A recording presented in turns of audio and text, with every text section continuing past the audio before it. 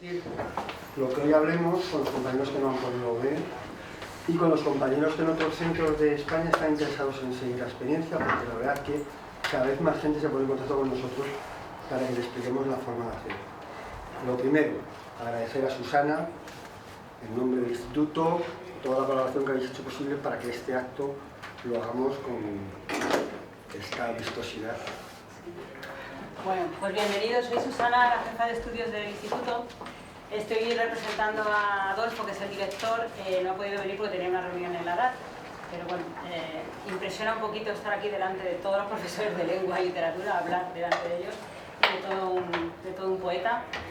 Es simplemente eso, daros la bienvenida, deciros que sé que Leganés, el Ayuntamiento de Leganés lleva muchísimos años haciendo este proyecto, ¿no? este encuentro con autores, este homenaje a autores, pero me comentó Chus que era la primera vez que había un encuentro previo entre profesores para preparar un poquito el terreno y ver cómo ibais a trabajar con los alumnos, con lo cual es todo un honor que este encuentro se produzca aquí.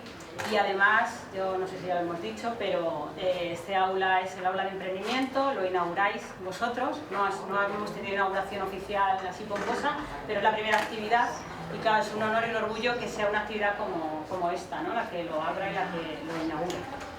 A lo mejor es difícil encontrar conexión entre emprendimiento y escritura, pero creo que hasta para eso, hasta para escribir hay que emprender, porque no solamente hace falta crear, sino buscarse la vida para darse a conocer, ¿no?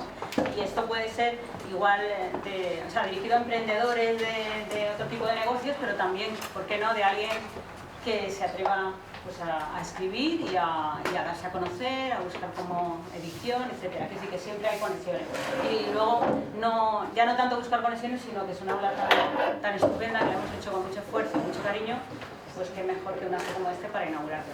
Entonces, nada, reiterar mi bienvenida, que os sea muy fructífera la jornada y que, bueno, me tengo que disculpar porque estamos en juntas de evaluación y soy profe también de los grupos que están ahora, ¿vale? Pues muchísimas gracias.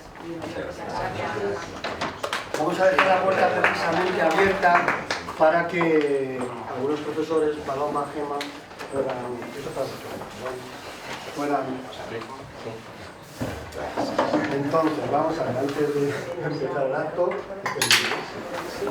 que no se me olvide nada de lo que tengo que decir. A ver. Bueno, al final vamos a intentar estar como 90 minutos, que a veces tiene que ir antes, pero más o menos la idea sería como 90 minutos. Al final vamos a hacer una foto de grupo, o varias fotos de grupo, artísticas, si es posible, poéticas.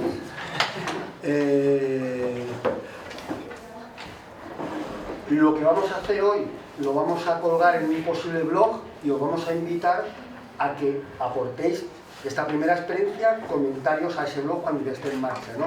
Porque el objetivo de este año es intentar compartir las experiencias y documentar todo ese trabajo que hacemos durante todo el curso, que muchas veces no se ve más que el resultado final.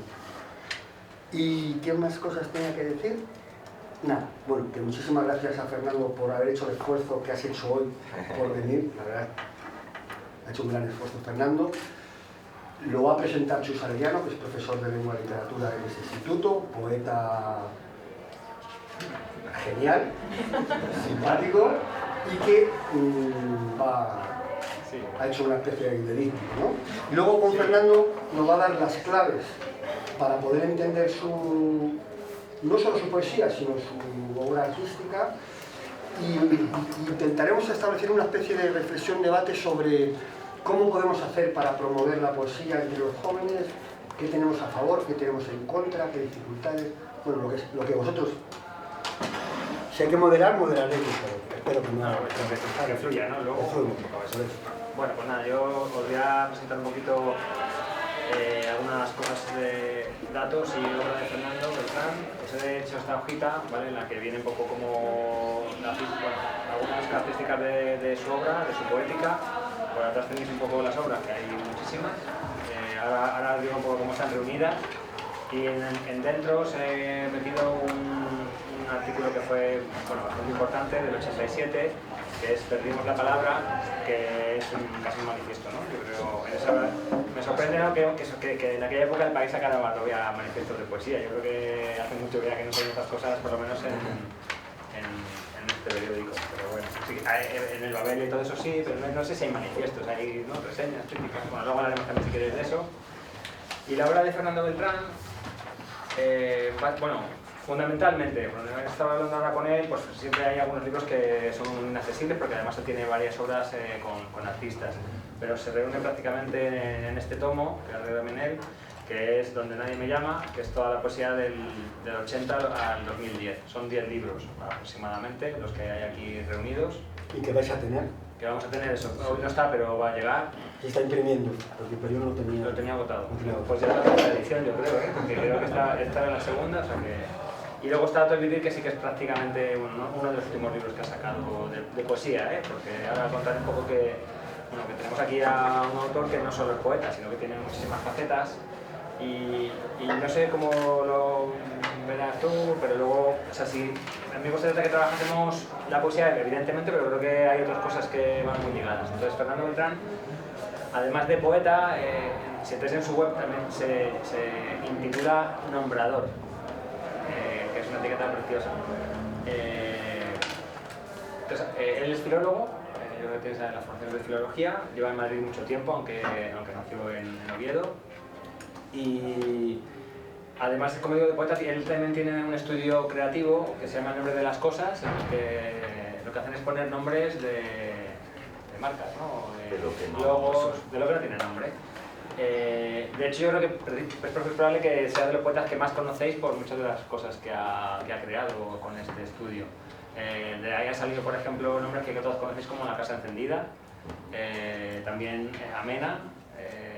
O sea, todos esos logos y nombres vienen aquí de la mano de este señor. OpenCore, Centro también. Bueno, o sea que creo que es un autor en esa parte de su obra, la parte de su que también es trabajo, ¿no? A lo mejor en una parte más laboral, pues tiene como bastantes cosas que también hay que contarnos. Luego también hay otra cosa preciosa que ha creado, que es el Aula de las Metáforas, que es un pueblito en Grado, ¿no?, en Asturias. En la Casa de la Cultura han creado ahí un espacio cultural estupendo que ha cedido 3.500 ejemplares, no sé si hay igual ya más. Sí, casi 15.000. 15.000 ya, pues y en el que se hacen, yo me imagino, también todo tipo de eventos poéticos, presentaciones, exposiciones. Además, ¿vale?, ya van 3 cosas, ¿no? Es traductor, también ha traducido de Stevenson, El jardín de versos de un niño.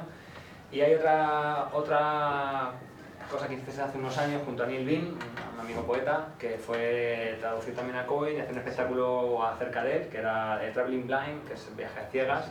Que estuvo él, iba a decir, que nos gustaría también a lo mejor esa parte. También yo creo que muchos de los chicos, de nuestros alumnos, pues probablemente igual les hablas de Cohen y no lo conocen, pero les cantas el aleluya, escuchen el aleluya y lo saben de sobra, porque a mí el aleluya casi se ha convertido en un himno, ¿no?, que suena en toda la boda, en muchos sitios. Entonces, tener a alguien que ha podido estar con Cohen y recordarle casi directamente, yo creo que puede ser así interesante también. Y luego ya sí que me centro ahora ya, bueno, de la parte está un poco de poner nombres a las cosas, surge también un poco la faceta de profesor, que es profesor en varias universidades y Instituto Europeo de Diseño, Fundación Contemporánea y bueno, más lugares. Y me centro ahora sí un poco ya en la obra poética para contaros un poco, bueno, esto es un acercamiento que he hecho yo de cómo, de tu escritura, ¿vale? Fernando comienza escribiendo más o menos en los 80 con un libro que se llama Aquelarre en Madrid, que es un libro ahí que también podría cumplirse ahora 40 años de la movida, ¿no?, madrileña, y va muy ligado a todo ese fenómeno, ¿no?, de qué pasó en esos años 80. El libro es un libro así como con una... Son poemas más o menos largos, que varios de ellos utilizan neologismos, como por ejemplo, bueno, hay uno sobre la heroína, o una chica que está ahí como, no sé si en portada, heterolatidos. O sea, Fernando trabaja mucho con neologismo, que también creo que es un elemento muy que podemos utilizar muy bien para hacer este año lo del homenaje, para trabajar con los chicos. Después de Aquelarre en Madrid, saca otro libro que es Ojos de Agua, que es un poco más introspectivo, un poco ahí trabaja sobre su propia infancia, con canciones, vuelve un poco quizás también un poco al mar, a la tierra, porque la mayoría de los libros, casi todos ellos, tienen ahí como un eje temático, es una poesía muy urbana. A mí eso sí que me llama la atención, es profundamente urbano, es muy de la ciudad, pero no de la ciudad, o no solo de la gran ciudad, del centro. Aunque luego hay un libro que se llama Gran Vía, pero en el libro que se llama Gran Vía no solo habla del centro, ¿no? Del centro de la ciudad, sino que aparecen todas las periferias. Y es otro tema que creo que puede tener mucho contacto, pues, precisamente con Leganés.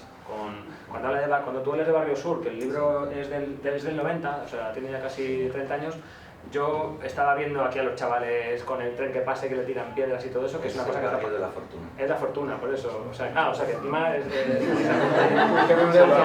Yo pensé que era Villaverde o algo así. Yo sabía que era pero no sabía que era tan cerca. Lo he recordado en el coche. ¿Ah, sí? Porque él me decía, digo, el barrio de la fortuna, digo, sí, aquí hay algún poema que está. Sí, pues están aquí, en Gran Vía. Transbordos 1. Transbordos 1 y 2 y bueno, el otro que es Barrio Sur. Y además fue una historia muy guapa, que conocen por ahí un poco porque algún amigo ha contado, porque yo iba muy tempranito de casa aquellos días para escribir Gran Vía y para llegar aquí antes de que se despertara la gente en el barrio de la Fortuna, que he oído, que era muy distinto o bastante distinto al que hay ahora, ¿no? Estamos hablando de hace 30 o 35 años. Sí, es del 90, 30. El 90, estaba escrito unos años antes. Entonces me acuerdo que llegué aquí muy temprano y lo que por ahí está escrito en los poemas, como yo escribo con mi iPhone, pues algo, ¿no? Lo que fuera, cosas que pasaban en el barrio, ¿no? Y vi un poco la salida de las casas y lo vivía y escribía en este libro que se llama Gran Vía. Y entonces, pues a las 9 o a las 10 o no sé qué hora, o mitad de mañana, esto no lo sabe Ramón, hasta ahí no he llegado. Pero es que también me estoy acordando ahora mismo porque he unido dos historias en la cabeza. Ya terminé y salí por una carretera hacia Getafe, creo. Puede haber una carretera donde hay un campo de tiro militar. Sí.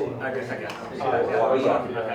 Hacia San Nicasio. Y entonces, sí, pues salí hacia aquí. Por eso estoy aquí inaugurando este ahora preciosa. El campo de tiro. Y entonces yo no sabía ni el campo de tiro ni nada. Salí por aquella carretera, están ahí esos poemas. Y además no los recordaba desde hace muchísimos años. Y la carretera era muy pequeñita y cada vez que pasaba un camión, ¡buah!, me la jugaba un poco porque me echaba ahí a la cuneta y era peligrosa la carretera. Era además así, pues primera hora de la mañana de invierno. Y en un momento dado, aquellos camiones me llevaban casi por delante y entonces vi un huequito en una verjita que había al lado y vi que había un camino al otro lado de la verja. Y salté a la verja, yo caminaba por ese camino, había como un badén delante mío y cuando iba caminando, de repente oí un ruido ensordecedor, o sea, una bestialidad, yo no sabía de allí, y saltó por encima un tanque. No sé lo que era aquello, era un tanque. Bueno, esto lo han contado algunos amigos de aquí, en Getafe, por ejemplo, profesores, compañeros vuestros, porque el tanque se salta, se encuentra conmigo por aquel camino que yo no sabía ni que era un campo militar ni nada, y entonces me tiro a un lado, el tanque pega un frenazo y se va para otro. Tiempo de ETA, tiempo muy convulso en Madrid, me voy con las manos en alto y con 8 metralletas al campo de tiro, sale el comandante o no sé lo que era porque fueron llamando a sucesivos, e imaginaros lo que es aquella gente abrir un cuaderno donde ponía que yo había estado en los portales viendo salir a la gente, que era como mataba ETA la mayoría de las veces, y aquí ponía ropa colgada, pues lo que diga soy poeta, salen de pero ropa colgada, yo soy poeta, pero ¿cómo pero aquí no sé qué, pero ¿cómo poeta? Sí, he venido para ver salir a la gente, para ver salir a las 7 de la mañana, bueno, horrible. Me tuvieron 2 horas y media, no había móviles, entonces yo tuve que dar los teléfonos, pues creo que hasta de mis padres o de yo que sé, que con los que no vivía desde hacía 20 años. Y fueron llamando a distintos sitios, bueno, tremendo. Y al final me acordé que tenía amigos en institutos, profesores de Getafe. Y digo, pues voy ahora por esta carretera porque voy a Getafe, voy a intentar llegar a Getafe. Llamen al instituto de Getafe, matemático, no sé, no me acuerdo, dije, Maxi Rey, que era un amigo mío, y otro que dije, llamen, no se me ocurría otra cosa. El caso es que a las 2 horas y media o 3 salí. Y llegué al instituto de Getafe porque vinieron a recogerme y fue una cosa muy histórica así que se comentó mucho, perdón. No, pero sí, yo lo que quería es eso, que como que fuésemos hablando que saliesen así las cosillas, porque justo después del libro Ojos de Agua, que es el que es un poco más introspectivo, viene este, que es Gran Vía, que ya digo que... Yo escribo en la calle. Claro, que ese título es así... escrito en la calle. Eso, pero que no te vas solo al centro, que es lo que me interesa, como claro. En el libro aparece mucho el extrarradio, los chavales, eso, descolgas la bufanda de frío, resoplas alivio mientras cierras la puerta al día, encorbatada, estampa de gris y fotocopias. Igual estas son la gente que estabas tú. Son los transbordos, uno... estos son transbordos, sí. Bueno, luego sí que viene luego otro libro que es, bueno, mucho más, no sé si decir, político, o son poemas así, poesía civil, ¿no? Sobre la guerra del Golfo, que yo creo que es la primera guerra del Golfo del 90, que yo creo que te impresiona mucho y además que está escrito como en 11 días también. Por lo menos las fechas que vienen ahí son... Yo escribo muy de vómito. Sí. Yo no sé un minuto antes lo que voy a escribir, eso es importante. Y a veces cuando la poesía civil, como dices, o entrometida, como yo la llamo, es más entrometida que comprometida. Pero bueno, son las dos cosas, ¿no? Pero a veces, cuando estos temas, que hay muchos por mis poemas, y que de hecho me han relacionado siempre con la poesía social y esas cosas, yo digo que sí, por supuesto, y bien, pero que reconozco que no hay un pensamiento previo. O sea, no es voy a escribir en contra o a favor o tal, no, pero eso me pasa con todos los poemas que escribo, sean sociales, de amor, de la vida, de la ya. 2 minutos antes no sé lo que voy a escribir. Llega el poema, llega un verso, llega algo, y como esta cámara que graba 360 grados, ¿no? Pues me han dicho, pues más o menos, estalla el poema que 10 minutos antes no sabía que iba a suceder. La Guerra del Golfo, que fue un libro tan conocido, El gallo de Bagdad, que a los chicos les impresionaba mucho en aquel entonces, a la gente de institutos. Yo no sabía que iba a escribir sobre la Guerra del Golfo. Yo no fui a escribir sobre la Guerra del Golfo. Yo estaba en Valencia. ¿Os acordáis la primera Guerra del Golfo, aquella del bombardeo, que fue muy difícil, esperando todos aquello, ¿no? Estaba con unos amigos, un amigo diseñador que murió luego en Valencia, y estábamos tomando una copa y de repente el camarero que nos cobró, que vino y nos dijo que la guerra había... No, dijo, ya ha empezado. Entonces estábamos tomando una copa allí a la una, no sabíamos que había empezado, ¿no? Y le preguntamos, ¿pero qué ha empezado el qué? ¿Qué ha empezado? ¿Qué ha empezado? Y digo, ¿pero el qué? Y dice, la guerra. ¿Pero cómo? Que estábamos todos muy pendientes aquí. Y entonces fuimos a casa de este chico, que era valenciano, y estuvimos toda la noche viendo la televisión. Y a las 5 de la mañana, que lo explica aquí al principio, el comentarista de la CNN, que estaba televisando aquello y comentándolo, dijo que Bagdad era una ciudad surrealista. Esto es histórico. Dijo, bueno, Bagdad que es una ciudad surrealista porque ha cantado el gallo en mitad del bombardeo. Dice, en mitad del bombardeo ha cantado un gallo. Entonces, bueno, yo qué sé, acabamos cansados ahí a las 6, yo me fui al hotel y eso me iba dando vueltas en la cabeza. Y el caso es que llegué al hotel y escribí el primer poema. Era un poco el pensamiento de, será surrealista que haya un bombardeo cuando cante el gallo, no lo contrario. Pero da igual, llegó como un poema y 11 días me pasé escribiendo. Según llegaban, tal cual llegaban los teletipos con una leve intervención. El 17 de enero, el 28 de enero. Valencia 17 de enero, Madrid 28 de enero, sí. Y fue, bueno, tuvo mucha trascendencia porque además en aquel momento la poesía social estaba completamente, bueno, no la podíamos ni mencionar, ¿no? En nuestro mundo tan tonto a veces y tan maravilloso, todo lo social estaba como escondido, y eso que ya era la poesía de la experiencia y era lo que éramos, pero curiosamente la experiencia parecía como que se agotaba o la agotábamos, ¿no? En lo cercano, en tal, y otras cosas que ocurrían.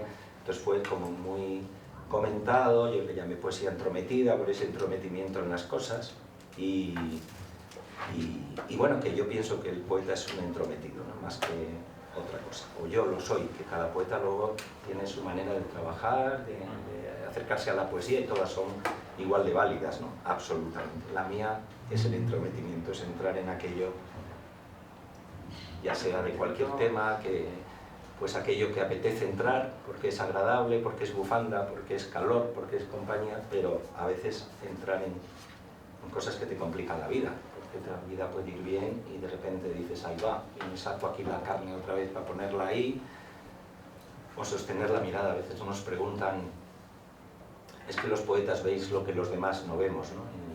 Y yo digo, no, en absoluto, los poetas vemos lo que ve todo el mundo, ¿no? Incluso la sensibilidad puede tener alguien más sensibilidad que un poeta o una poeta. A lo mejor sí, en todo caso, o en mi caso, sí puede ser más que ver lo que no ve nadie, sostener la mirada a veces en algo que a veces, como os decía, es agradable y otras pues no es agradable. Si pasas de largo, pues no sostienes la mirada. Si te paras ahí, pues estás de repente metido en alguno de estos libros o poemas o reflexiones. Hombre de la calle es otra palabra que también usas mucho, ¿no? Que estás siempre en la calle un poco, con esas libretas apuntando. Se llamó la primera antología que me hicieron, que la hizo Luis García Montero, en la colección que tenía en Granada entonces, cuando Luis era profesor en Granada. Luis García Montero y que le voy a ver mañana porque tenemos un acto común y lo recordaré mañana, ¿no? No es que nos veamos mucho, tiene su grupo de gente, pero hemos mantenido la amistad desde hace muchos años, 40, muchos. Nos conocimos siendo dos chavales, porque Luis García Montero le dan el premio Adonais, gana el premio Adonais, perdón, y yo soy el accésit de ese premio Adonais. Entonces somos dos chicos que nos conocemos cuando entregan el premio en el Hotel Palace en Madrid, lo que creemos recordar, ¿no? Él viene de Granada, de Madrid, pero con el barro de las casas natales todavía ahí en las suelas, y nos encontramos y nos sorprendemos además porque vemos que ese tipo de poesía, que luego se llamó poesía de la experiencia, no era una cosa que hacíamos aquí 3, en otro sitio 3, sino que había una cosa generacional que estaba rompiendo por algún lado. Y nos conocimos así cuando, claro, no éramos conocidos pues ninguno de los dos para nada, ¿no? Porque nos conocimos en ese premio, ¿no?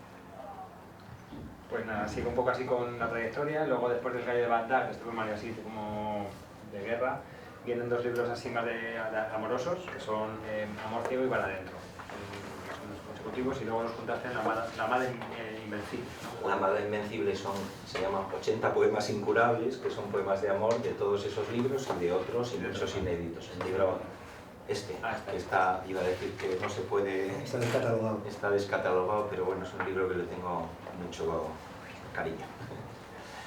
Y has dicho Amor ciego y Para adentro. Y Para adentro, ¿no? Los dos nacen también repentinamente. Nacen, luego ya me lanzo a ellos y vivo para ellos. La Para adentro, ¿cuál fue primero? Es que no sé. Amor ciego es del 94 y Para adentro ¿Es posterior? Sí. No tengo ni idea. No, mira. ¿Qué ha hecho este señor? ¿Cuándo ha escrito esto? Y aquí en la antología viene Para adentro del 97. Bueno, pues sí, del 97. Lo que pasa es que Para adentro tiene poemas de toda la vida. O sea, voy a empezar quizás por él. Yo escribo un día un poemita en una barra de Oviedo. Yo, bueno, ya os han dicho que soy asturiano, al que estoy desde los 8 años en Madrid, pero bueno, he conservado las metáforas de la infancia. Y yo iba a Oviedo de vez en cuando el lunes y el martes para que no hubiera gente así por la calle y vivir mi ciudad y creer que fui un niño feliz allí. Y estaba en una barra, de un bar, Cícero se llamaba, que ya no existe en Oviedo, yo solo un lunes, y había dos chicas allí detrás de una columna, éramos los únicos que estábamos en el bar. Y entonces la columna esta que estaba en medio hacía que, no sé, si mirábamos o nos mirábamos o qué, pero yo solo veía un ojo, y entonces escribí este poema, que es Mujer de un solo ojo. Mujer de un solo ojo, partida por la cal de una columna en medio, solo alcanzo contigo el compromiso de una pasión a medias. Pero amar es así, nunca te muevas, eres mi otra mitad, mi amor entero. Esto está escrito en una servilleta. Todos los poemas de ese libro están escritos en servilletas o en el iPhone. Y entonces al día siguiente, martes, quedé con un amigo poeta, Ricardo Laura, asturiano, bastante conocido ahí en Asturias, en ese mismo bar.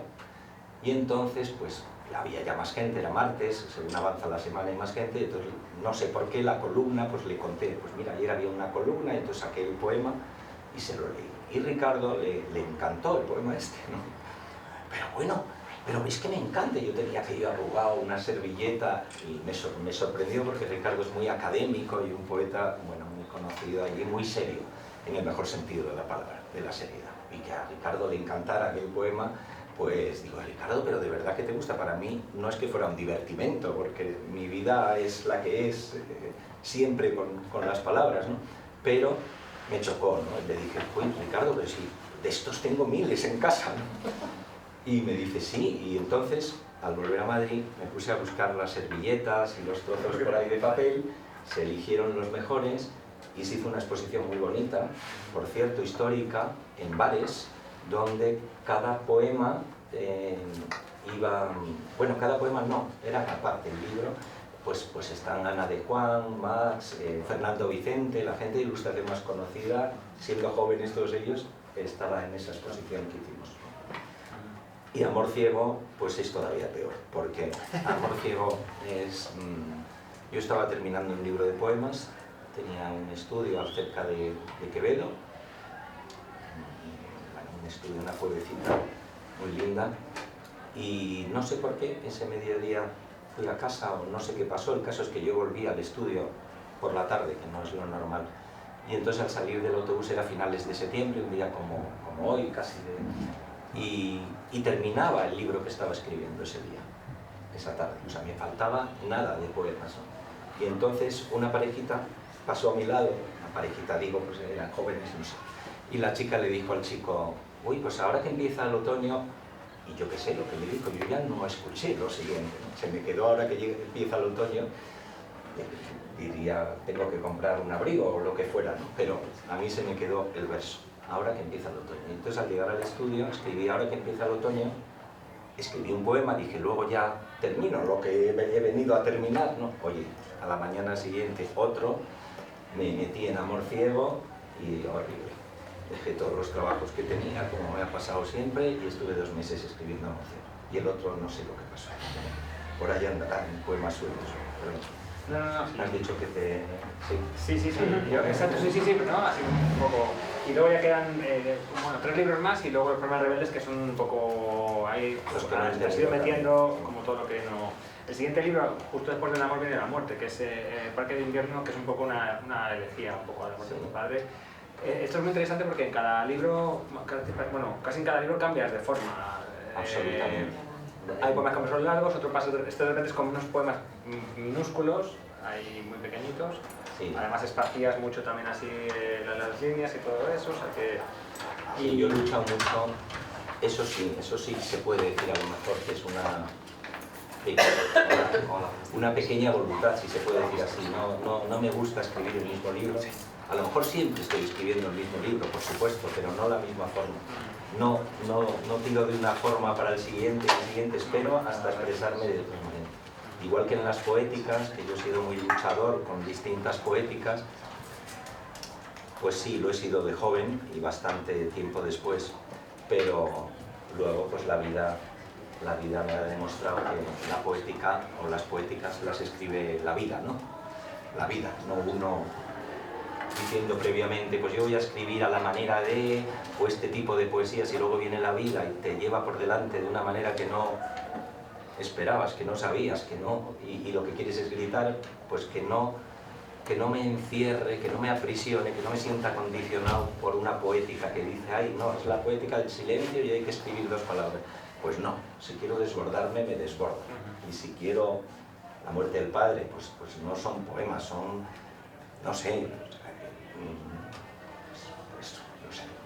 Bueno, hay un enfrentamiento ahí pues algo fuerte, pero claro, eso, con un padre con el que has tenido una relación muy, muy difícil, sí, se nota. Y muere cuando tienes 40 años y no sabes, ¿no? Es que yo no sé lo que vas a escribir nunca antes, yo no tengo pensamiento previo, como os dije antes, ¿no? Y aparece porque de repente rompe un poema. Yo tampoco iba a escribir sobre mi padre o no sabía, ¿no? Y me acuerdo que el primero, eso muy breve porque escribí, me llamaron que mi padre pues salí en un taxi corriendo y llegué allí a la casa de mis padres y vi una ambulancia en la puerta, una UBI, ¿no? Y nada, llegué allí, subí corriendo a casa y estuvieron allí intentando, reanimarle, ¿no? Y lo primero que escribí, pero al cabo de muchos días, pues fue esto, ¿no? Ver al fondo la muerte de mi padre. Correr. No poder alcanzar. Son todos poemas con constantes elipsis, muy vacíos y que dan muchísimo a que pensar, etc. Bueno, es muy cortito, es un libro, nada, son 10 o 12 poemas, pero la verdad que a mí me impresiona mucho también. Luego viene otro libro que es La Semana Fantástica, que volvemos un poco a esa poesía entremetida, ¿no? En este caso ya sé que no es un tema como el de la Guerra del Golfo, sino que son poemas sueltos. Y aquí yo he visto cantidad de temas también que, claro, que este libro es del 99, 20 años después siguen igual. El tema de la inmigración está muy presente, el tema de la contaminación también, en esa playa de bandera azul. Entonces aquí también tendríamos, yo creo que muchos sitios para agarrarnos para trabajar con los chicos. A la hora un poco de... Ese de bandera azul, por ejemplo, pues ahora es más normal, ¿no? En la poesía, sí, pero claro. entonces era como... Bueno, ya empezaba la cosa a escribirse de otra manera, pero todavía era un poquito así.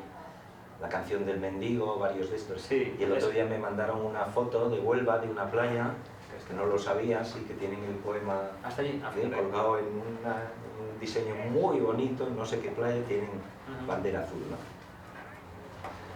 Y ya voy acabando, el último libro que aparece aquí es El corazón no muere, que ya sería también a mí me parece también incluso a veces un largo poema dividido en secciones, porque a veces como acaba un poema da pie al siguiente en algunos casos, no todo el rato, y que también es como ya de un aliento como más de introspección y de hablar ahí. Absolutamente.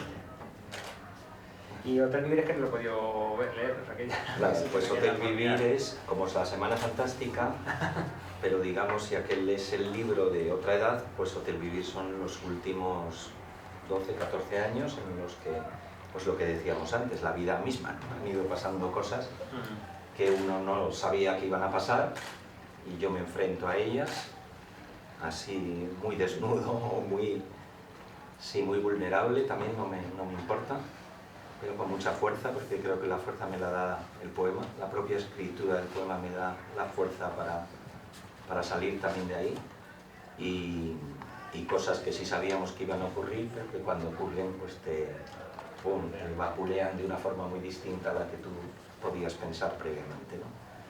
Yo siempre digo de los poemas, a veces, no es que lo digas, sino que a veces te hacen preguntas y contestando a la pregunta pues dices, ¡ay, qué bien! Es eso, ¿no? No es que haya un pensamiento previo, ¿no? Que el poema para mí no es un pensamiento. Hay poetas que escriben pensamientos y está muy bien, ¿no? Y al final siempre hay pensamiento por un poema o por otro, ¿no? Pero para mí no es una opinión, por ejemplo. No. El poema, a mí me gusta empezar y que el poema me lleve a algún lugar que para mí sea una sorpresa también. Yo para escribir lo que opino, pues escribo un artículo, ¿no? Que lo escribo también, o colaboro, hago un ensayo, como he escrito ensayos también, ¿no? El poema me tiene que descubrir algo también, el poema, no es una opinión mía. Digo porque hay veces que ante algún poema hay uno que siempre aquí, que en tiempos fue muy conocido y me lo pedían, o sea que gustaba, pero al mismo tiempo, y me acuerdo una vez al terminar un recital que me dijo una persona, no, a mí, pues, bueno, una chica, me ha gustado mucho, no sé qué, el recital, pero hay un poema con el que no estoy de acuerdo, ¿no? Con el que no estoy de acuerdo, me llamó mucho la atención eso, ¿no? Yo ya sabía a cuál se refería, me lo podía imaginar, entonces se quedó muy sorprendida porque le dije, yo tampoco, y me dice, pero si es un poema que lo has escrito tú, y digo, ya, pero yo no estoy de acuerdo, o sea, si yo leo ese poema, no estoy de acuerdo, pero sin saber exactamente, es el de Soy Yo, que lo habréis visto, está al principio de La Semana Fantástica, que fue muy famoso en su momento, y me lo hacían leer, sí, es como el bebé somalí, que está al principio, ahora lo vemos, y entonces, pues es de repente, pues lo que digo, no hay un pensamiento previo, pero sí puedes imaginar luego que aunque no entiendas el poema, que aunque no estés de acuerdo, digamos, porque no es una opinión, sí sabes que quiere decir algo el poema, ¿no? Y tú como poeta intuyes que te tienes que enfrentar a ese algo que a ti te sobrepasa, porque ahí hay algo que se te escapa, pero que algo desde la poesía puedes decir al mundo, ¿no? Este poema yo lo supe quizás a posteriori, ¿no? Que es de repente, perdona, pensar que siempre estamos echando la culpa a alguien, ¿no? O sea, siempre hay alguien a quien echar la culpa. Que hay otro poema que es el siguiente a este, que es La Semana Fantástica, que habla de eso. Los Hutus y los Tutsis en Ruanda, una matanza terrible, como sabéis, en el año 92, la más terrible casi del siglo XX, que mira que lo ha sabido, pero es que esa fue en 28 días. En 28 días, 900.000 asesinatos, porque intentaron los Hutus que desaparecieran los Tutsis, ¿no? Bueno, una cosa tremenda, que era quien mandaba, ¿no? Pues yo no sabía 5 minutos antes que yendo en un autobús por Madrid iba a escribir La Semana Fantástica sobre este tema, ¿no? Y en la anterior, pues yo creo que es eso, que es un poco que todos estamos en todo y que muchas veces nos quedamos muy tranquilos pues, echando la culpa, ¿no? Habla de todo lo que había entonces. El serbio que destruye un colegio, soy yo. El ruandés que mata a machetazos, soy yo. El terrorista que coloca la bomba, soy yo. El hombre que dispara en un hipermercado de Texas, soy yo. El judío que bombardea un campo de refugiados, soy yo. Y así va ahí avanzando a un final que es el funcionario corrupto, fijaros lo que vino luego, soy yo. Sí, el funcionario honrado soy yo, el hombre capaz de lo mejor, el hombre capaz de lo peor, el hombre a secas, yo. Y los hutus y los tutsis dio lugar a este poema, que es uno de los que me persigue toda la vida, me persigue en el buen sentido, porque me lo hacen leer y es de los que ha quedado ahí, que es La Semana Fantástica. En este libro Hotel Vivir hay uno que son los lápices de Ikea, o sea que el Corte Inglés Ikea debe de tener marcado, y ahora se ha convertido de este libro hay los lápices de Ikea y la gabardina de mi padre, que son los que, bueno... Viajo de Cibeles a Sol, lo voy a leer muy deprisa. Camino a cualquier sitio, como siempre, y en mitad de Ruanda, rodeado por cebras y jirafas que se estiran aún más en sus carteles cuando me ven mirar. El Corte Inglés anuncia con bellezas letales sus rebajas de infarto. Regreso a mis rodillas. El periódico abierto todavía por la hueca mirada de esa foto que me hiela la sangre. Una madre muriéndose en Ruanda y junto a ella una niña sin semblante, sin lágrimas, mientras el autobús avanza camino a cualquier sitio, como siempre, atrapado en la jungla del horario. Y es curioso de pronto comenzar a pensar y a preguntarse de qué tribu serán las personas de al lado. Hay una rubia tutsi al fondo del pasillo y una anciana muy hutu sentada junto a mí, molestándome a veces con la torpe incursión de sus brazos. También hay entre todas las personas 6 o 7 sencillas de fichar. Encorbatados tutsis, con el gesto grapado a sus disfraces, y a su lado la trama milenaria de los sufridos hutus de la calle. Pero me dan más miedo el resto de los rostros, los ojos sin indicios, las frentes sin señales. ¿Serán hutus o tutsis? ¿Serán serbios o croatas? ¿Serán rojos o azules? ¿Serán pan o bocados? ¿Serán el blanco y negro de esta foto o el festivo color de aquella valla publicitaria? Regreso a sus rodillas. Tienen razón las chicas del anuncio. Mejor cambiar de bando. Tenderme fijamente en el cuidado césped de sus faldas. Acribillar mis sueños con los suaves obuses de sus piernas disparándose al aire. Alzar el velo oscuro que a veces me persigue camino a cualquier parte. Cerrar al fin el diario. Apoyar mis dos manos, la hutu con que grito, a tutsi con que amo, en el tenue respaldo de los días que pasan y dejarme llevar por la alegría de saber que ahora mismo se celebra en Madrid la Semana Fantástica. Una poesía muy directa, también para los chicos yo creo que pues, va a llegar muy perfectamente. Y nada, yo creo que ahora podemos abrir ya un poco así, ¿no? La participación, que comentéis o dónde podemos tirar, porque creo que hay muchas líneas, ¿no? de trabajo con los chavales. ¿Cómo lo veis?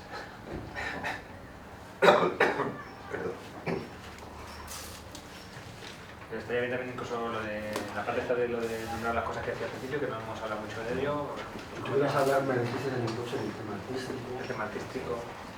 Bueno, a lo largo de los años, digamos que el tema de los nombres, para no distraernos, aunque es muy importante, pues de la poesía se vive, pero no se come.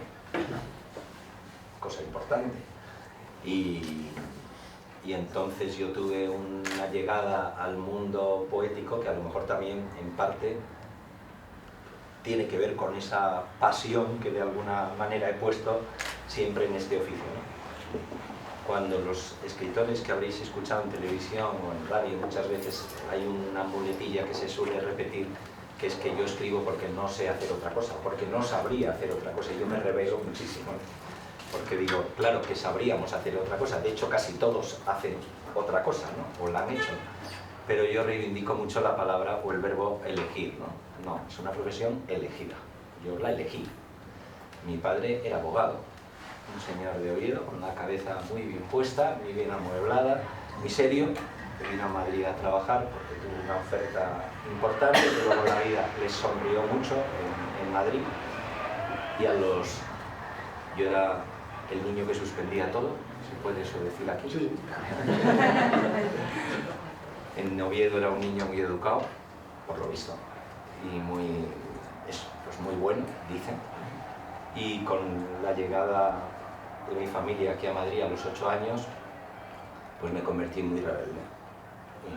Salí de Oviedo a tortas, crucé al campo de San Francisco, me abracé a un árbol, insultaba a mis padres, ¿a dónde vamos? Y bueno, les decía de todo y yo salía a tortas de Oviedo con aquellas maletas que se salía entonces con una cuerda atada en la estación del norte. Entonces aquí nos fue muy bien a la familia y yo empecé a ser un desastre. Yo era el mayor además de una larga lista de hermanas. Hermanas, Carmen, Alejandra, Gabriela, Natalia, Mónica, Manuela, tengo todos los nombres en la familia. Y yo era el mayor y entonces en aquellos tiempos, pues mi padre, abogado, pues el niño tenía por ahí el camino hecho, encima era de letras o parecía que nada se me daba bien. O sea, yo soy hijo del nunca llegarás a nada. Y eso marca muchísimo. Y eso se lo diré a los chavales porque no puedo dejar de decirlo. Escuchar nunca llegarás a nada durante años y años y años y suspender todo. Yo pasé a suspender todo, no solo suspendía lo que algunos suspendían, yo suspendía las Marías también. ¿Os acordáis? Gimnasia, religión y formación del espíritu nacional. En fin, suspenso, todo, las que aprobábamos. Entonces era un desastre. Lo único que aprobaba, a lo mejor era cuando escribía redacción, cuando nos mandaban una redacción, pero siempre me acuerdo que los curas me ponían 5, o sea, me aprobado raspado porque era un mal estudiante, no podía, y a lo mejor escribía medianamente bien, no lo sé. Pero al lado ponía -2, mala letra, suspenso. Y por eso le llamé a una editorial Mala Letra muchos años después. El cliente que me pedía el nombre no sabe que es un homenaje a mi propia historia y es pensar que los poetas tienen que responder con mala letra al mundo, porque si responden con buena letra, la buena letra ya está hecha, ya hay mucha gente defendiéndola, o sea, o miras de otra manera o no puedes aportar nada, ¿no? Y le llamé mala letra. Entonces, claro, pues yo a los 15 años o por ahí se me ocurrió decir que iba a ser escritor. Era lo único que hacía. Tampoco era una vocación, pero bueno, debía ser lo único que hacía, porque cuando venían las tías a merendar a casa me hacían leer un cuento a las tías, ¿no? y yo les leía un cuento. Y entonces mis padres, con muy buen criterio, pero claro, eso tardas 40 años en darte cuenta de ello, me decían que, mi padre sobre todo, pero hijo, si es que puedes escribir perfectamente, tenía toda la razón, pero estudias una carrera y sigues escribiendo, ¿no? Yo por eso quizás me rebelo contra él, no, es que podríamos hacer, no, solo sé hacer esto, no, yo hubiera podido ser un abogado, ¿por qué no? Malo, bueno, regular, tenía el camino hecho. Entonces mis padres me inscribieron en Derecho. Yo no quería, pero me inscribieron. Y yo empecé a hacer Derecho, mis padres ahí se gastaron un dinero para que hiciera Derecho, y yo a los 2 meses o 3, yo digo ahora que al mes, pero bueno, no sé exactamente cuándo fue, cogí todos mis libritos, Derecho romano, Derecho no sé qué, Derecho Historia Natural, Derecho, me fui a la Cuesta de Moyar y quemé las naves. Naves quemadas, ya, ¿qué vas a hacer? Pues vagar por Madrid. Hay un poema en Hotel Vivir muy importante que se llama 100 años de soledad, que explica un poco mi vida. Escrito hace 2 años cuando muere Gabriel García Márquez, lo oigo en la radio, estoy en Asturias, debió ser verano o Semana Santa porque estaba en Asturias y escribí de un golpe ese poema de 100 años de soledad, que empieza como empieza el libro, ¿no? Entonces, como yo estaba escondido, bueno, escondido, yo vagaba por las calles de Madrid, teóricamente estaba estudiando Derecho, pues un día de repente descubrí la Biblioteca Nacional, que entonces era una biblioteca abierta, no como ahora que hay que llevar carnet de biólogo de primera, investigador de quinta, no sé qué, no, allí se entraba y estabas feliz allí, había muy buen ambiente, yo allí descubrí un mundo. Y un día una profesora mayor que yo, peruana, bueno, yo era muy jovencito, me habló de Gabriel García Márquez y 100 años de soledad, que yo no sabía nada, claro. Y dije que sí, que por supuesto.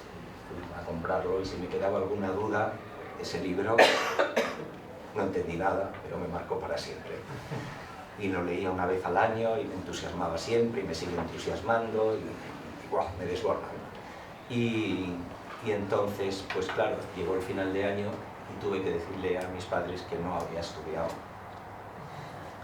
tal, que había suspendido lo primero, hecho tal, y aquello fue tan bestia que tuvimos una bronca horrible y me fui de casa a los 17 años, y ahí empezó mi vida. Luego hicimos las paces, por épocas, pero bueno, tardamos muchos años en hacer las paces del todo, ¿no? Y bueno, y renuncié además a todo en aquellos años, ¿no? Luego ya no, luego ya hicimos las paces, cuando ya empecé a salir en el ABC. Que a mí no, porque había ganado la Donais, o eso con Luis García Montero, y entonces, pues mis padres, ya mi padre sobre todo, pues respetó muchísimo aquello y tal. Aunque hay un poema que es La gabardina a mi padre, que es muy bestia, que es real, porque yo he escrito cosas muy duras, no contra mi padre, sino con mi padre, en los poemas, no contra, para nada, porque además ahora incluso creo por unos años que he sido injusto, porque hay gente que interpreta todos esos poemas de una manera que me han contado a mí alguien, oye, porque tú, tu padre, y yo digo, ostras, ese no era mi padre no era eso, yo me enfrenté a él, pero en fin, no era eso para nada, una persona, pues bien, ¿no? Sí, pero con la madre hay como una complicidad, ¿no? En algunos poemas que es la que te enseña cómo hacer trampas y todo eso. Mi madre es que yo soy el mayor y soy el chico. Ya. Mis hermanas no te dirían lo mismo. Trampas para perder, ¿no? Hay muchos poemas que he escrito, sí, hay algún inédito que tengo cuando murió mi madre hace 2 años y sí, con mi madre ha habido otra cosa. De todas maneras, mi madre, como veía lo que iba escribiendo, mi padre y todo, era muy graciosa porque, bueno, era una fuerza de la naturaleza mi madre, y si yo le decía alguna vez que iba a verla, ¿no? Ahora mayor o lo que, pues estoy escribiendo una cosita, mamá, sobre ti o lo que, no, hijo, por Dios, de mí no escribas nada, de mí no escribas nada. Con todo lo que había leído mis padres y todo, a mí no quiero nada. Pero después de morir sí las escrito, sí las escrito. Y luego, entonces, ¿cómo llegas un poco a lo de los nombres?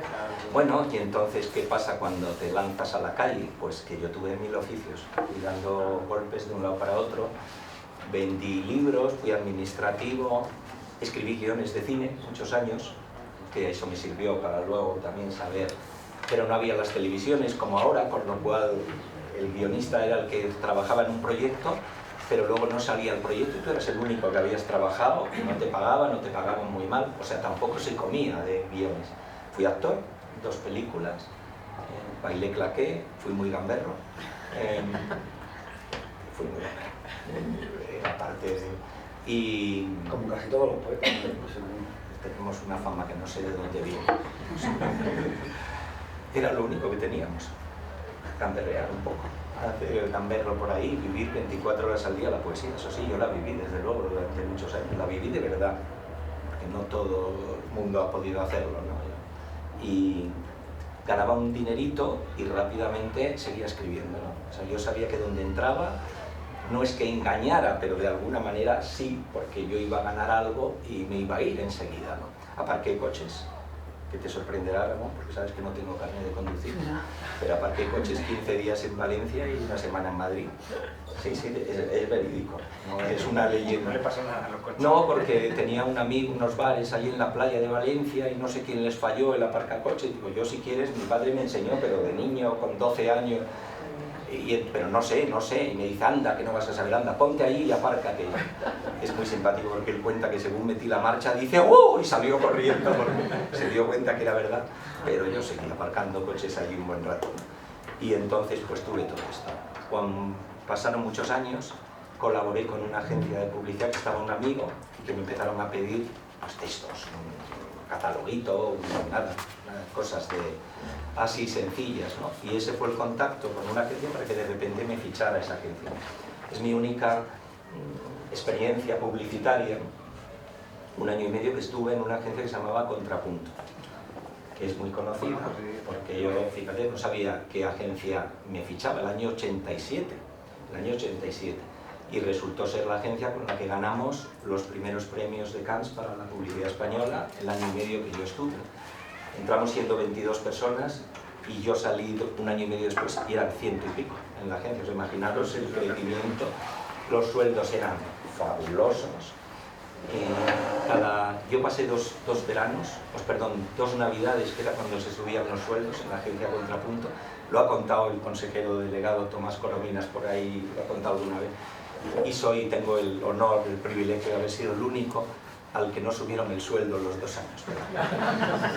Las subidas eran del 100%, de verdad, del 100%. O sea, había un dineral, aquello era tal, ¿no? Y a mí no me subieron porque me decía, tanto Tomás, con el que tengo hoy una gran amistad, con su hijo y con una gente estupenda, pues me decían un poco, y la gente ahí, bueno, no, es que contigo está todo el mundo pues muy contento y dicen que eres no sé qué, qué tal, pero es que nos da la sensación de que esto no te lo crees del todo, ¿no?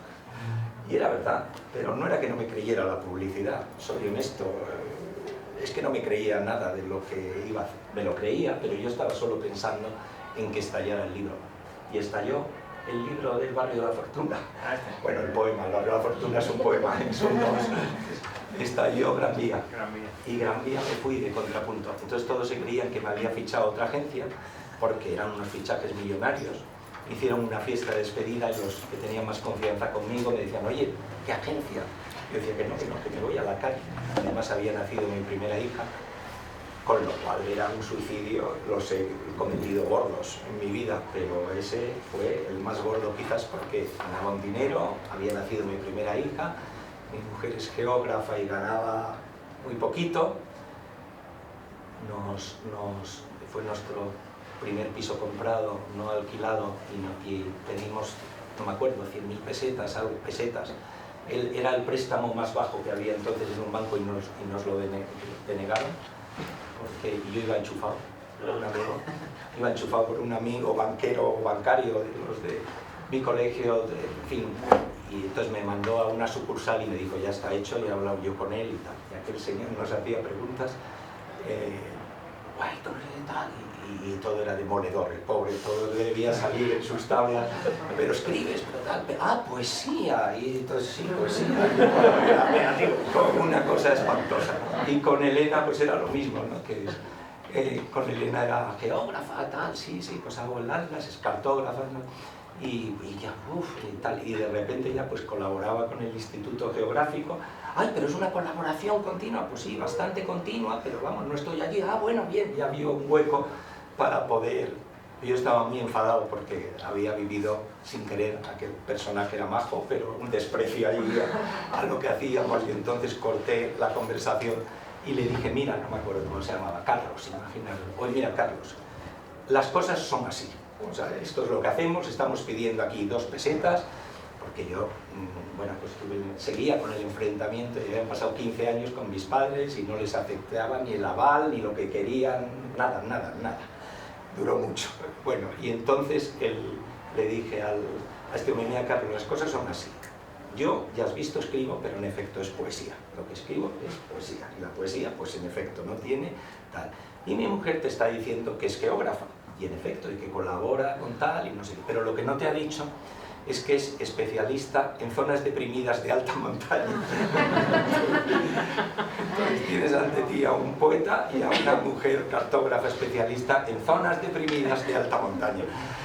Y entonces él fue muy simpático porque se quedó así, cerró el cuadernillo, tiró el bolígrafo y dijo, mira, no puedo hacer nada por vosotros. Sois lo que en argot bancario llamamos un matrimonio de alto riesgo. Y ahí nos quedamos con el matrimonio de alto riesgo. Una historia perfecta para una ala de emprendimiento. Claro, eso. Sí, y ahora me llevan mucho a cosas de emprendimiento porque, claro, creé el nombre de las cosas. Y era porque en aquellas reuniones de la agencia yo veía que los clientes se gastaban un dineral inmenso en todo, en publicidad, en marketing, en packaging, y en cambio el nombre era siempre como algo, no tenía tarifa, por supuesto, no tenía especialistas, siempre se ha nombrado, y se ha nombrado bien, mal o regular, pero no tenía quien, los copies lo hacían y tal. Y el cliente pues decía, oye, darle alguna vuelta, a ver si se os ocurre algo, hemos pensado Fonbella, ¿qué os parece? Y yo fui dando vueltas. Y de verdad fue la segunda iluminación o sombra total de mi vida. A los 17 años ser poeta y decidir ser poeta, y a los 30, 31 voy a ser nombrador. Vamos, no tenía nombre la profesora, me puso mi hija, otra hija, tengo 2 hijas, digo que no sé cuál, porque cada vez que cuento que uno lo hizo una hija, mis hijas me dicen, no papá, eso fue Lucía o Marta, ¿no? Bien, pues una de las 2. Fui al colegio a recogerlas, llovía, subí a la clase y la profesora me dijo, ¿tú Fernando qué haces? Y yo le dije, pues, escribir.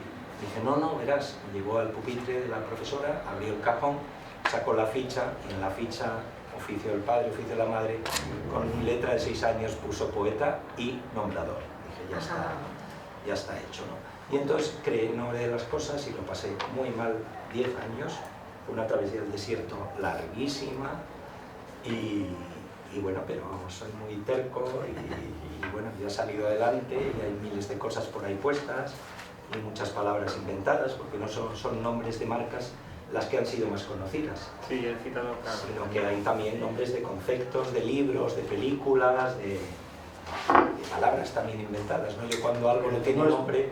Es algo poético también, ¿no? Es poesía. Claro, yo me sorprendía porque al principio, cuando el nombre de las cosas empezó a salir, ya sabéis cómo somos en España, que somos muy de nuestro terrenito, ¿no? Y es como si alguien no pudiera hacer otra cosa, ¿no?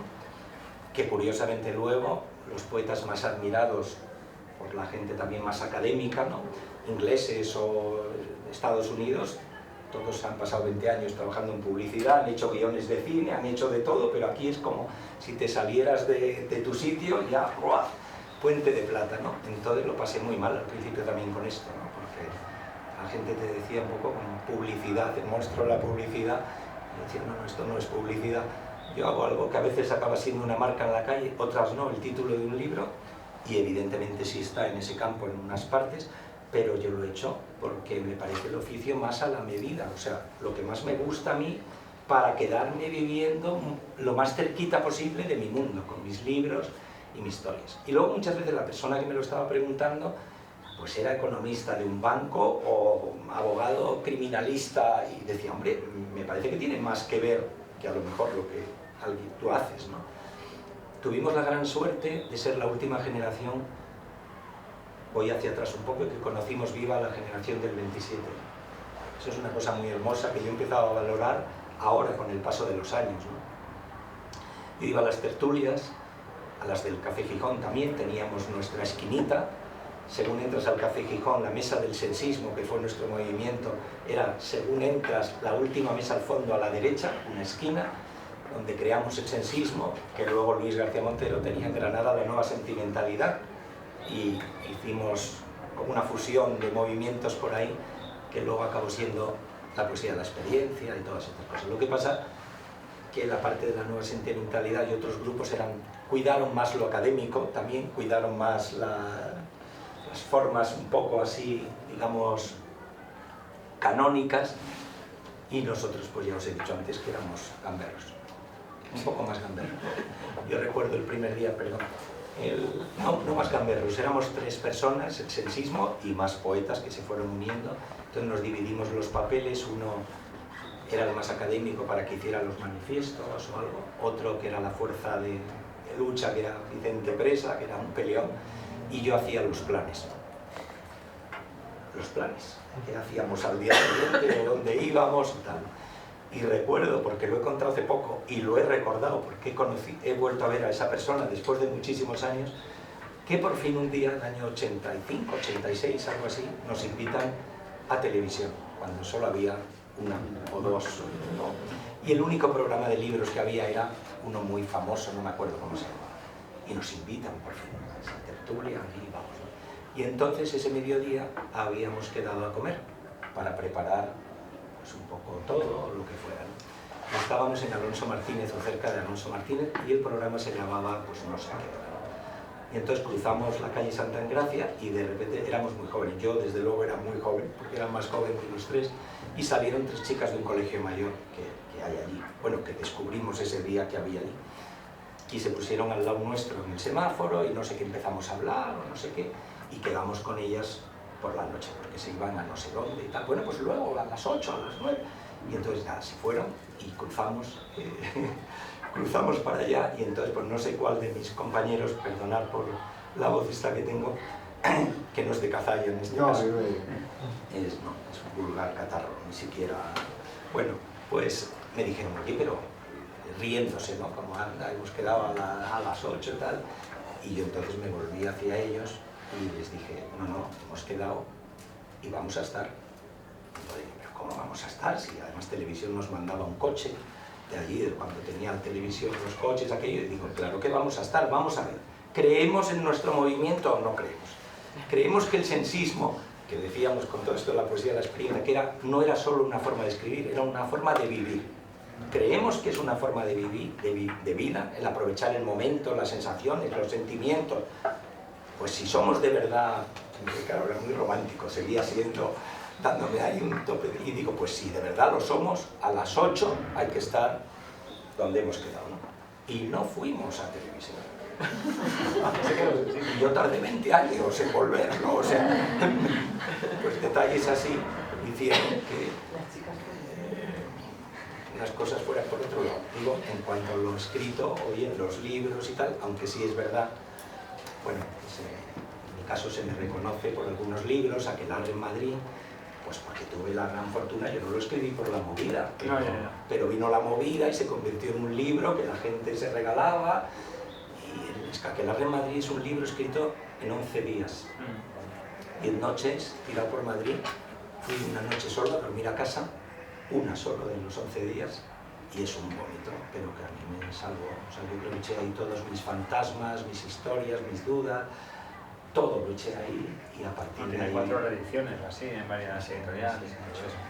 Yo, como veo que se nos va a pasar... Ya. Sí, perdón, es que yo... Y antes de que preguntes algo, yo quería recordar algo que hemos hablado en el coche, que era la idea de contar la experiencia del proyecto de Mujeres Encontradas, que creo que es un recurso muy valioso para trabajar en el proyecto, ¿no? ¿Tenéis algún libro de Mujeres Encontradas? No, vamos, no existe, pero no, por si alguien lo tenía, para que os hicierais. Yo he tenido muchas colaboraciones de libros más o menos de artista. Mujeres Encontradas es que, bueno, yo colecciono todo lo que voy encontrando por ahí. No sé si ahora tendré alguna mujer encontrada. A ver. No, es que sé que hace... No llevo ninguna porque tenía el monedero lleno de horquillas y las he dejado en otro sitio. Uno de estos días. Bueno, todo lo que encuentro por ahí pues lo guardo, lo colecciono, lo tengo y tal. En este caso fue que vi un alambrito un día tirado en una calle y vi una bailarina, ¿no?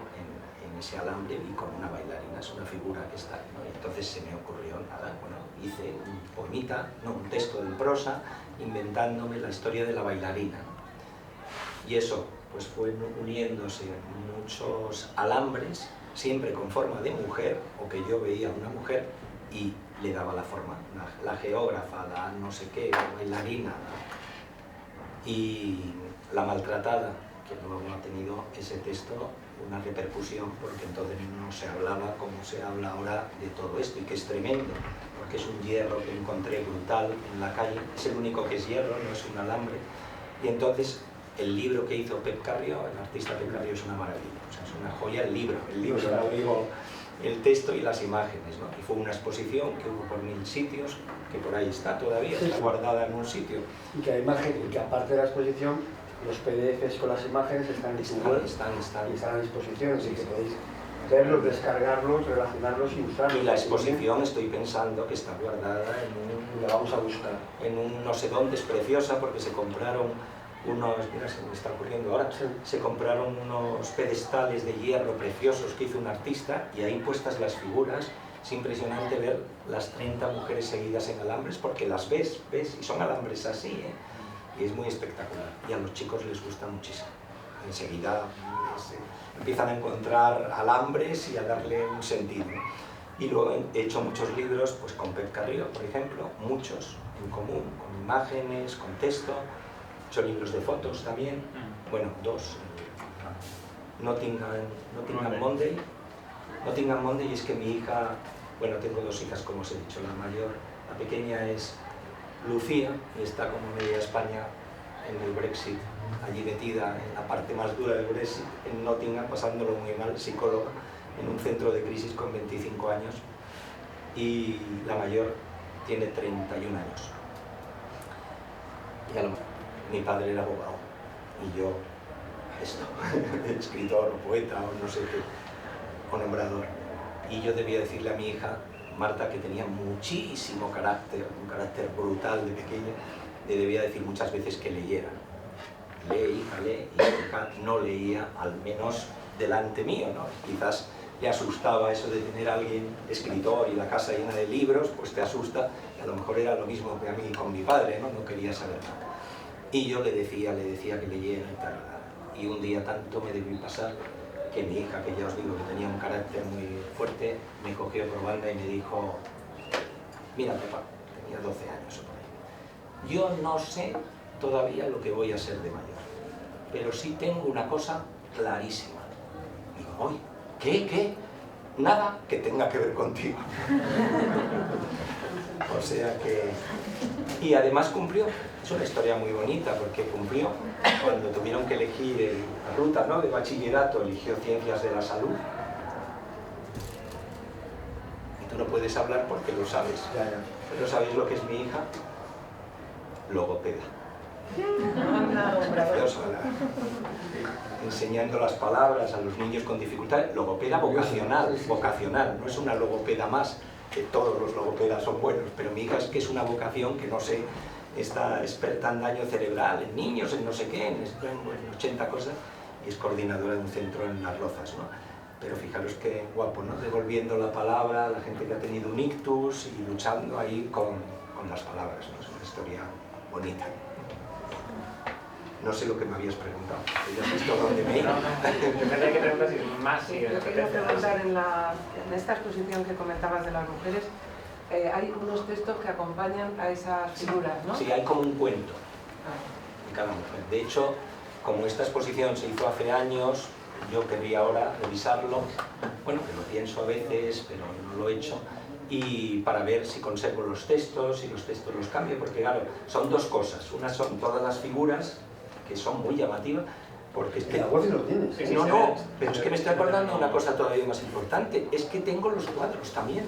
Y los cuadros son impresionantes, son grandes, habría que ver cómo están, sí, habría que limpiarlos un poco, porque se hizo sobre tela blanca y es espectacular la exposición. Lo digo porque se me ocurre que nuestros chicos también podrían poner su mirada en estas figuras y bueno, y sería precioso el contraste, ¿no? Cómo tú lo ves, cómo lo ven ellos. Sería, vamos, guapísimo. Entonces, bueno, Ramón, Es el... Yo tengo apuntado, era una de las ideas, en este poco tiempo que he estado investigando sobre Fernando, pues me ha parecido muy interesante desde el punto de vista pedagógico, ¿no? Y es que en el coche lo hemos comentado, si yo le dijera nada me ha dicho, pues es que tendríamos que hablar. Sí, porque además ahí está. Y yo por falta de tiempo o de tal... Pues, entonces en una sala de las que tenemos, pues a lo mejor el podernos recrear ahí, ir a verlo y que los chicos... Es espectacular, llama muchísimo la atención. Y es muy interesante y yo sé que ellos se motivan. Pero por lo menos las instituto... imágenes están, es decir, que está bien tenerlo en una sala, pero no tenemos por qué esperar a eso, que si lo conseguimos lo conseguimos, en la página web. que tenemos ahí ese material. Y tengo yo las originales para que se pueda hacer una reproducción mejor, o sea, los originales que te pueda enviar con no sé qué archivo que tengo. Vale. Bueno, también salió un proyecto dramático, ¿no? De teatral. Sí, también lo hay. Mujeres Encontradas, se hizo una obra de teatro, un grupo andaluz muy bueno además. También a lo mejor la campaña ¿Y con cultural. qué obra está más relacionada de las que nos presentas? ¿Mujeres Encontradas? Sí. Con ninguna. Es que va por otro... vamos, soy yo, es lo único. Sí, sí. En esos textos también, pero no está... No, pero bien, porque podemos nosotros a lo mejor ponerle, Sí. sacarle Mira, la poesía que tienen. en un instituto de Asturias lo que hicieron el año pasado, que fue una sorpresa, porque cuando me invitaron allí un día y habían llenado el instituto, bueno, muy hermoso ahí de donde era originaria mi familia, pero un instituto gigante y habían hecho un ejercicio con los niños con el poema de La gabardina de mi padre, que os he dicho antes de este libro, pero le habían dicho a cada chica que trabajara de su padre o de su madre lo que quisiera. Y bueno, vaya poemas que salieron. La gorra de mi padre. Y todo te reías así al principio, ¿no? Pero luego había cosas, ¿no? O sea, elemento así de lo que queráis, eso.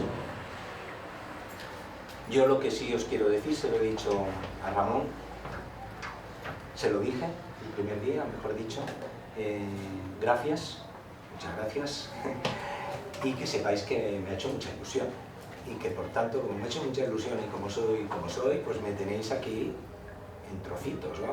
Me podéis despellejar, que yo me voy a dar todo lo que pueda. Hoy estoy enfermo. Perdón, en la reunión de cuarto A. Estoy un poco enfermito porque he tenido una alergia tremenda, inesperada esta mañana, sí, por un medicamento, pero normalmente soy más alegre. Bueno, esto de la alegría yo siempre digo que los poetas cuando nos dicen en algunos poemas que son muy tremendos, que pues eso, que son muy tremendos, ¿no? A veces, que es un poco, les cuesta leer, porque yo a veces tengo poemas, pues estos de los padres y cosas muy bestias, y un recital, pues dices, bueno, voy a leer otro ahora un poco más suave, y es tremendo, y ya dices, bueno, pues nada. Pero yo digo que, aunque la golondrina es el pájaro que está unido a la poesía, con eso de Volverán las oscuras golondrinas de Bécquer, no por otro motivo, yo creo que los poetas nos parecemos más a los vencejos que a las golondrinas. Un día me contaron una de las diferencias, a lo mejor alguno aquí conocéis, y yo me quedé con esa porque me entusiasmó, ¿no? Tienen varias diferencias, pero hay una que es que cuando están en el alero, la golondrina puede elevar el vuelo. En cambio el vencejo no puede elevar el vuelo si no se deja caer. Es un segundo, lo hace muy rápido, no te enteras, pero el vencejo hace así, ¡blam!, y se da impulso al caer, ¿no? Pues para mí cada poema es como tirarme desde el alero con un vencejo, pero para levantar el vuelo. Para levantar el vuelo. Con qué ilustradores, bueno, Pep Caballó es maravilloso, claro.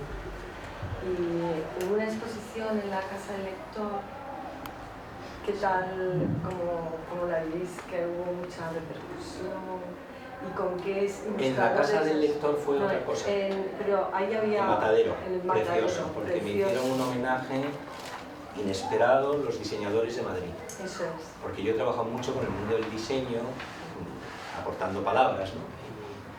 Aunque ellos me han aportado a mí muchísimo, porque ellos se creen que las palabras que no les son tan fáciles, pues las aportas tú, ¿no? Y a mí me aportaron, cuando yo conocí el mundo del diseño a finales de los años 80, me enseñaron, mañana voy a hablar de ello, el Cervantes, bueno, un minuto, ellos me enseñaron que las palabras tienen color, tienen textura, tienen forma, que huelen de una manera distinta si se escriben de una forma o de otra, de una tipografía distinta y todo distinto, ¿no? Y entonces me hicieron un homenaje por 30 años trabajando en los nombres, porque me consideraban una heroicidad haber aguantado ahí.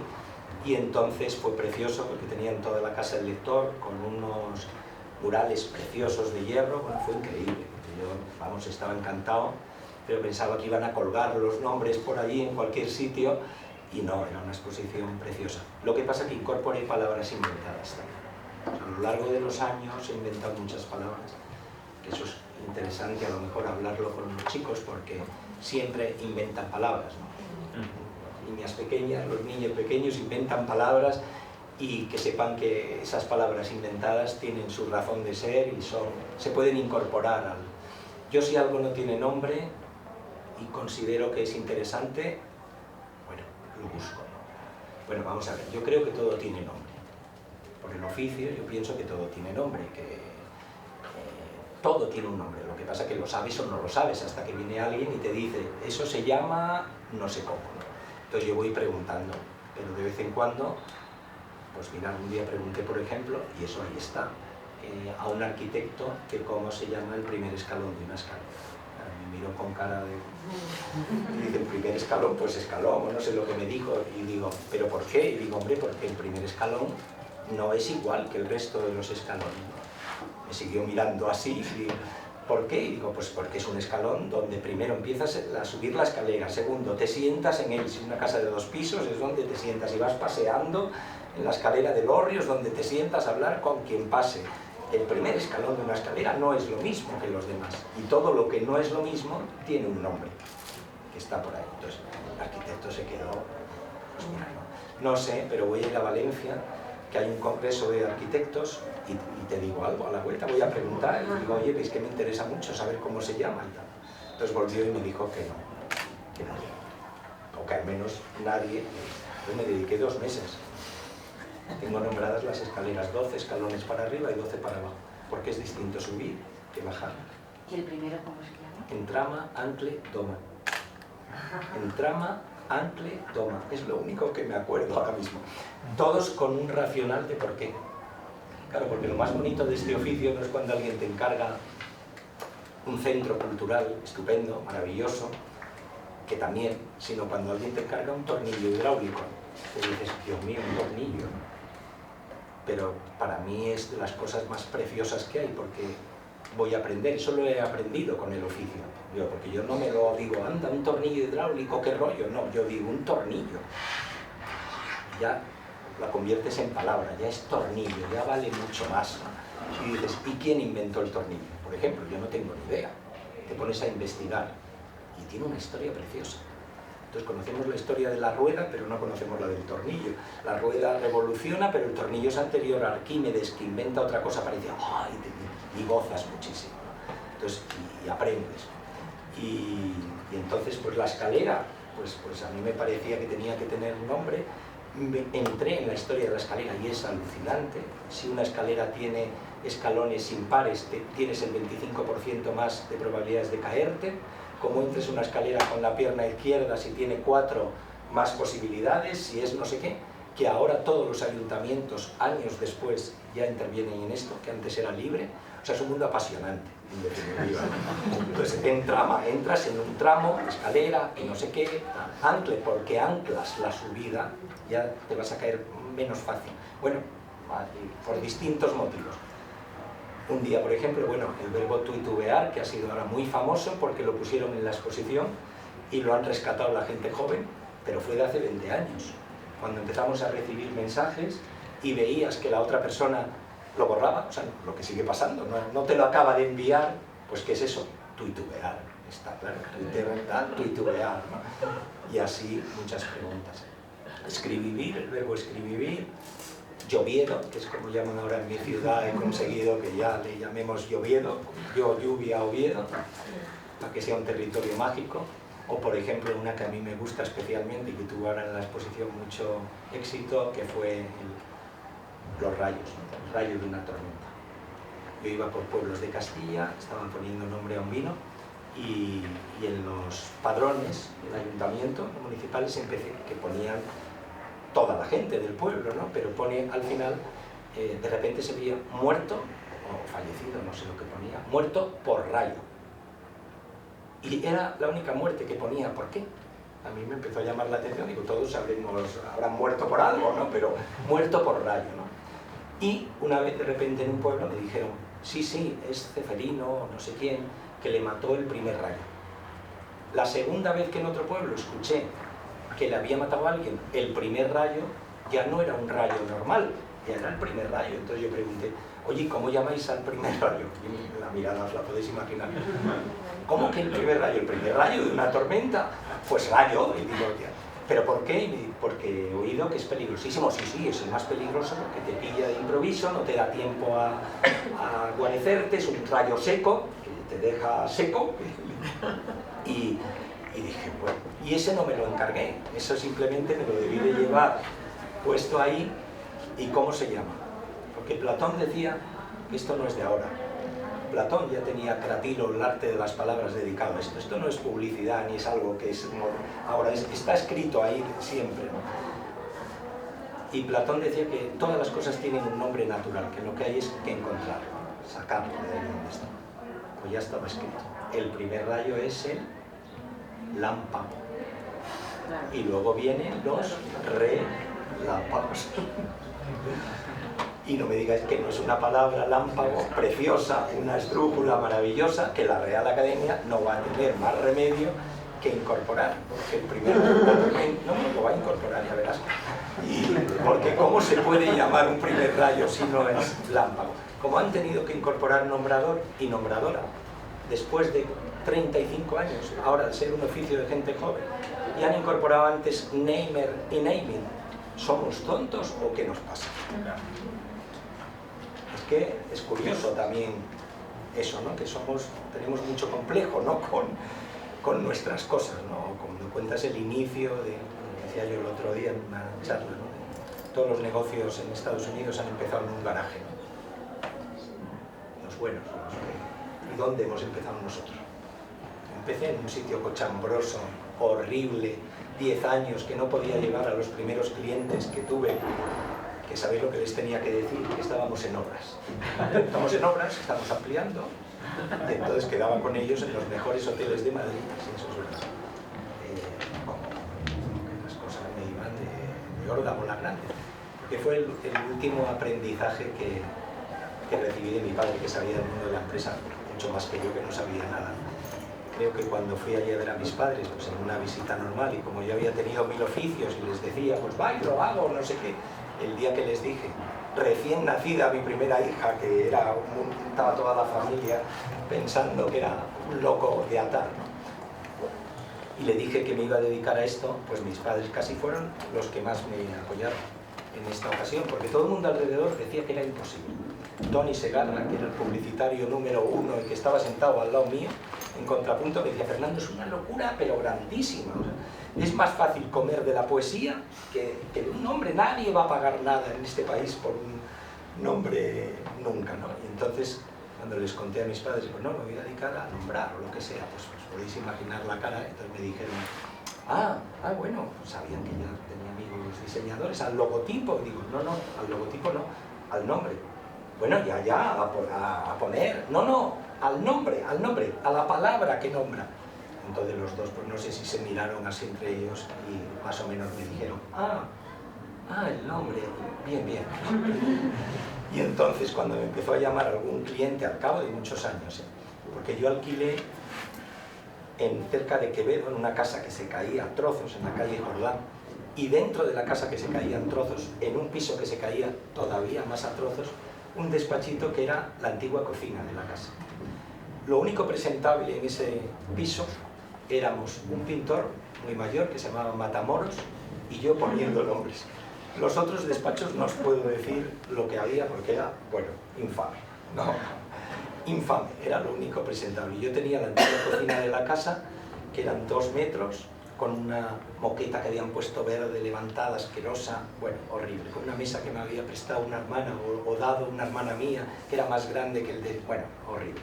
Al otro lado del patio, un patio interior pequeñito, vivía el rabino de Madrid, el gran rabino de Madrid. Lo fui sabiendo porque, claro, allí ocurría de todo. Mi ventana era la única que daba a la cocina del rabino. Y sé los años que estuve en aquel estudio porque yo llegué con 7 hijos, 8 hijos, 9 hijos, 10 hijos, 11 hijos, 12 hijos y con 13 hijos me fui de allí. O sea que debí de estar como 8 o 9 años en aquel estudio. Entonces no podía quedar con nadie, claro, cuando empezó a llegar algún cliente y tal, pues yo decía que estábamos creciendo y tal. Y el estamos es simpático porque pues decía que a mis padres les conté esto y me imagino que tiempo después, contándole a mi padre, que se sorprendía mucho, pues ¿sabes qué me ha llamado? Imaginaros, una empresa que suena como diciendo, oye, que esto va, ¿sabes qué me ha llamado? ¿Así? ¿Te ha llamado tal? Digo, sí, pero ¿para qué? No, para esto, y le voy a hacer y tal. Y entonces mi padre me cogió y me dijo, no, hijo, no hables nunca así, no, así como me dice, en singular, jamás hables en singular, ¿no? Tú hablas siempre en plural. ¿Pero cómo en plural? En plural nos han llamado, hemos ido, con lo cual me dio una lección. Luego el pobre murió y no vio el éxito que tuvo en nombre de las cosas, pero claro, pasé de ser aquel miserable escondido en aquel sitio infame al que no podía llevar a nadie, a ser el gran equipo de especialistas en identidad verbal, patatín, patatán. Fernando, ¿y tiene nombre el momento en el que un rato agradable se acaba? Porque vamos a ponerse. Tenemos que ir acabando, entonces no sé si queda algo ahí que no pueda esperar o algo que queréis decir. Gracias, muchas gracias. Bueno, gracias a vosotros porque la verdad es que tiene muchísimo mérito el que hayáis venido. Una tarde tan calurosa, después de toda la mañana de trabajo, y espero que eso sirva para dar un empujón al proyecto este año y que mejoremos, que crezcamos. Podríamos seguir otro rato, vamos. Sí, eso Oh. es una experiencia de lujo. De lujo y postín. Además es la primera vez que lo hacemos, tienes que inventar un nombre.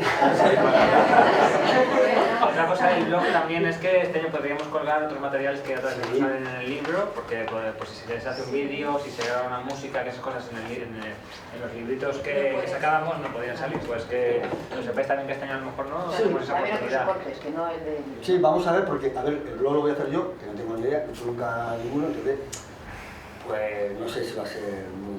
si voy a poder, voy a intentarlo, ¿no? Bueno, empezaré y a lo mejor acabo como Fernando. Fernando, Sí. la palabra faunia es tuya, ¿verdad? Sí, sí, sí. Lo digo porque de cara a nuestros alumnos estaría bien decirlo, porque muchos han visitado. Y fue una historia muy bonita. Sí, está muy buena esa historia. Porque el parque se llamaba Parque Biológico de Madrid, ¿no? Y a mí me llama alguien que se llama Parque Biológico de Madrid, yo no tenía ni idea lo que era. Me citan allí, en lo que es Faunia ahora, y recuerdo la primera tarde que llegué, metro allí, muy cerquita hasta el metro de no sé qué, y me quedé impresionado, porque claro, ver ese sitio sin nadie, como yo entré, sin ser conocido, sin saber lo que era, digo, ¿pero qué es esto? Los pingüinos en la selva amazónica, el tal. Entonces yo les preguntaba y digo, ¿pero cuánto tiempo lleváis? Me dicen, 7 años, pero ¿cómo es posible? Y claro, todos lo veríamos, al salir por la carretera de Valencia, estaba lleno de carteles, Parque Biológico de Madrid, Parque Biológico, pero ¿quién va a llevar a sus niñas al Parque Biológico de Madrid? Pero no porque te guste o no te guste, sino porque no esperas lo que hay ahí. Te crees que es, no sé, un parque tecnológico, otra cosa de investigación, y yo creo que es lo que nos pasaba a todos. No era no ir, sino no saber lo que había. Entonces les hice el trabajo y acabamos con 2 nombres, ¿no? Uno muy bonito, que a mí me gustaba mucho, que era Evolución, y Faunia. ¿Qué ocurría? Eran muy distintos. Evolución les obligaba a invertir. Les obligaba, la palabra evolución, la teoría de la evolución, todo, tenían que invertir. Y esta gente dijo, es que no podemos invertir ya ni un duro más. Se han perdido esto millones, es un chorro de millones lo que tal, o esto se llena en nada, en 3 meses, o cerramos. Entonces por eso elegimos el de Faunia y fue, bueno, es que fue increíble, apoteósico. Bueno, apoteósico, y era carísimo además, pero se llenó, eran colas todos los días. De hecho mi hija, la pequeña es así, que no es porque la mayor es más así, pero más poética, la pequeña me preguntaba que cuánto cobraba yo por los nombres. Papá, ¿cuánto cobras por un nombre? La que está ahora en Nottingham. Y yo le decía, pues la mentía, claro, pues no sé, pues lo que fuera, para que tampoco pareciera. Y mi hija me decía, es que negocias tan mal, papá. Y entonces añadió un día y dice, por ejemplo en Faunia, no haber puesto en el contrato entradas gratis para siempre. Y lo dije en una radio. Y al día siguiente los del departamento de no sé qué de Faunia llamaron, bueno, mis hijas tienen entradas gratis para siempre. Hay historias muy guapas con esto. La de Rastreator es una historia que a los chicos les gusta mucho también, porque es el perro, cómo se eligió el perro, cómo... Es una fábula también. Sí, hay algunas que son más guapas que otras. Entonces será muy bonito el día del encuentro también. Sí. Esos momentos. Para, como veis, para lo que queramos. ¿Nos hacemos una foto? Sí, ¿no? ¿Y cómo no la hacemos? Como si fuerais un equipo de fútbol. ¿Pero cómo? 2 filas. 2 filas. Uno sentado. ¿Nos ponemos aquí de este lado? Sí. No sé, es el especialista.